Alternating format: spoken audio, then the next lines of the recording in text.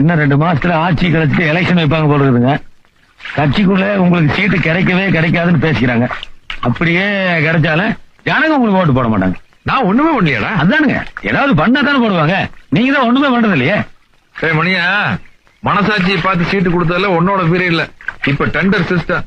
எவன் நிறைய காசு கொடுக்குறானோ அவனுக்கு சீட்டு கொடுத்துருவாங்க. சீட்டு சரிங்கண்ணா, ஓட்டு அது ஜனங்கள போடணும்.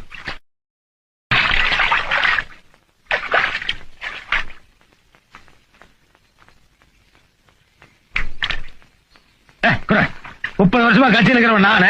முந்தானத்தோடு கட்சியில் சேர்ந்து கட்சிக்கு போற கையை வச்சா என்னடா அர்த்தம்?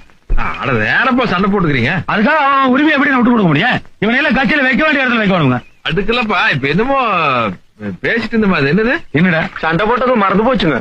தகராறுல விட்டு அடிச்சுக்கோங்க. ஓஹோ, சண்டை போட்டா அப்ப பழசெல்லாம் மறந்து போயிருமா?